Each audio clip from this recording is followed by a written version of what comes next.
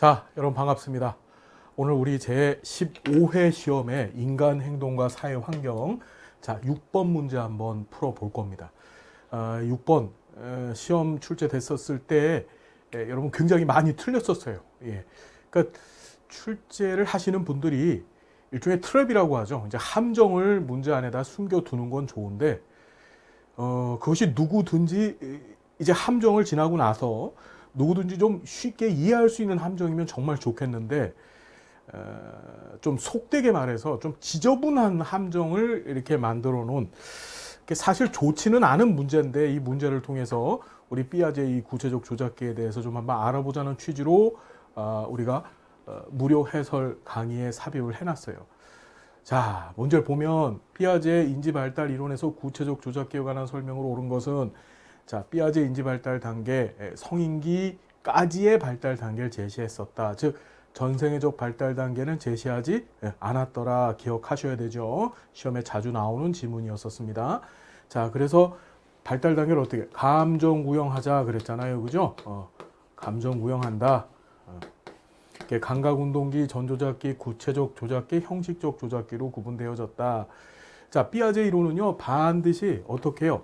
예, 인간 발달 단계하고 서로 연관을 시켜서 기억을 해 두셔야 된다 그랬죠. 감각운동기가 0아기, 0에서 2세 사이에 해당하는 거고, 자, 전조작기가 언제예요? 이제 보통 초등학교 가기 전에, 이걸 유아기라고 얘기를 하죠. 이 구체적 조작기가 바로 뭐예요? 초등학교 입학한, 그래서 초등학교를 다니는 동안에 그 아동기에 해당합니다. 자, 형식적 조작기는 이제 청소년기에 해당하죠. 그래서 중학교 고등학생 때의 모습을 생각하시라고 강의 시간에 계속 말씀을 드렸었죠. 자, 보면 인지발달 이론에서 구체적 조작기, 즉 바로 요때입니다. 요때의 설명으로 옳은 것을 모두 옳은 것 했습니다. 옳은 것 찾는 거예요.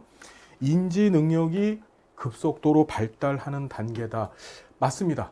그렇죠. 인지 능력이 급속도로 발달한다고 얘기했는데 그게 바로 니은하고 사실은 연관되어져 있는 얘기예요.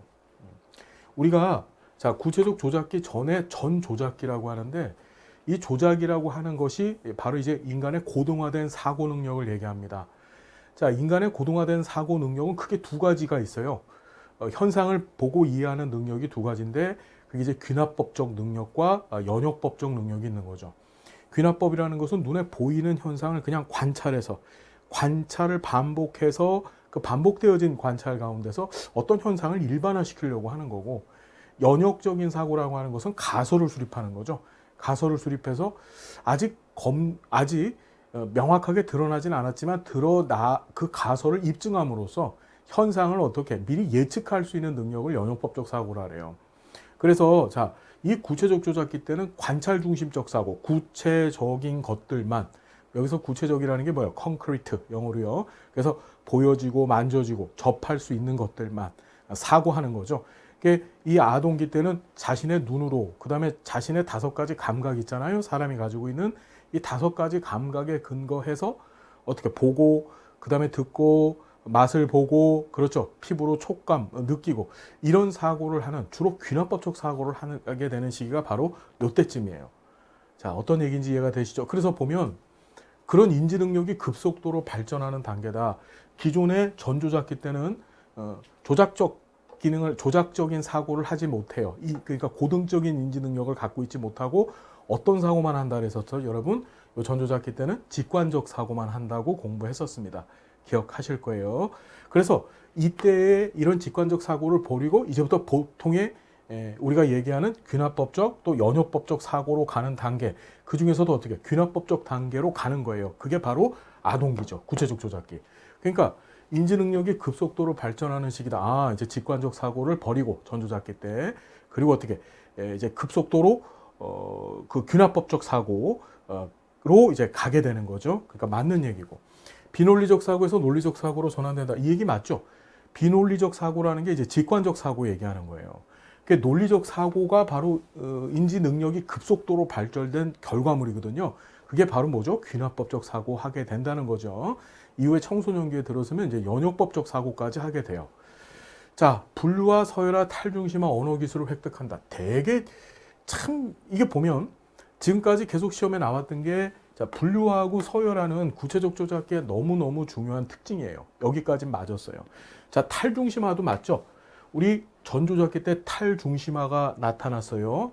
탈중심화가 아니라 중심화가 일어났죠. 그래서 아동은 자기중심적 사고와 자기중심적 언어를 사용하게 됩니다. 전조작기 때. 그러다가 아동기가 되면 애들이 착해진다 그랬잖아요. 우리 강의 시간에. 이 전조작기 때는 인생의 제1차 반항기라고 해서 아이들이 어떻게 자기중심적이면서 아주 못돼 먹었어요. 엄마 말 하나도 안 듣죠. 아빠 말도. 그렇죠. 이유가 뭐죠? 중심화된 사고를 하기 때문에 그래요. 자기중심적 사고. 그런데 요때 되면 초등학교 딱 애들이 입학하게 되면 그때부터 애들이 무진장 착해진다 그랬습니다. 이유가 뭐죠, 여러분? 탈중심화 되면서 뭐가 생긴다 그랬죠, 여러분? 조망 수용 능력이라는 게 생긴다 그랬죠? 무슨 수용 능력? 조망 수용 능력. 자, 이 조망 수용 능력이 뭐예요? 상대방의 관점에서 어떻게 현상을 이해할 수 있는 시각이 생기는 거예요. 그 인지 능력이죠. 그래서 탈중심화 이때 착해지는 시기, 아동기 맞고요. 자, 보면 언어 기술 획득한다. 이 지문에서 문제는 이거예요. 언어. 자, 이 지문은 시험에 참 자주 등장했었는데 말 애들이 잘하는 시기, 그러니까 언어 기술이 획득되어지고 언어 기술이 급속도로 발전되는 시기는 언제죠, 여러분? 바로 전조작기, 유아기 때가 바로 그 시기죠. 이건 시험에 여러 번 나왔던 지문입니다. 그걸 응용해서 이 출제위원분들이 이렇게 지문을 만든 거예요. 그러니 앞에 세 개는 맞는데, 자, 마지막 네 번째 게 틀렸죠? 우리 보통 어떻죠? 대충 맞다고 판단하면, 그래, 전체가 다 맞겠지라고 하는 일종의 일반화의 오류를 통해서 그걸 노리고서 된 문제입니다. 여러분 항상 지문은 꼼꼼히 읽어보셔야 됩니다. 우리 1급 시험 보는데 1분씩 주어지죠. 한 문제당. 충분합니다. 충분해요. 이 지문 전체 다 읽고 여러분들이 갖고 있는 지식에 대입해서 이것이 옳고 그른지를 판단하는 충분한 시간이에요. 두려워하시거나 걱정하지 마시고 철저한 지식 체계를 갖춰주시고, 그렇죠? 한 발짝 더 나가서 꼼꼼함만 지켜주신다면, 그렇죠? 예. 문제 없이 이 문제 해결할 수 있습니다. 이런 문제들. 자, 리을도 비슷한 형태인데요. 디귿하고. 대상의 형태와 위치가 변화하면 그 양적 속성도 바뀐다. 이게 가만히 들어보면 어디서 들은 거냐면 보존 개념에 관한 얘기예요. 자, 보존 개념이라는 것은 전조작기 때 시작이 되어져서 이때 시작돼요. 그래서 구체적 조작기 때 획득된다고 공부했었죠. 전조작기 때 시작돼서 구체적 조작기 때 어떻게 획득되어진다라고 우리가 공부를 했었어요. 보존 개념이. 그렇죠, 여러분? 자, 그런데 보존 개념은 뭐였죠? 이런 게 변화하더라도 그 속성이 바뀌지 않는 게 보존 개념이죠. 무슨 말인지 여러분 이해가 되시죠? 그러니까 여기서 양적 속성도 계속 바뀐다라고 하는 것은 뭐예요? 아직까지 보존 개념을 획득하지 못한 전조작기의 상태를 얘기하고 있는 거예요. 그러니까 이 문제는 뭐죠? 이 지문은 끝까지 읽어봐야 되는 거죠. 중간에 야, 대상 형태 위치가 변하면 양적 속성, 야, 보존 개념 이렇게 문제를 풀면 안 되고 바뀌지 않는다가 어떻다? 보존 개념에 관한 얘기, 아동기에 해당하는 구체적 조작기다.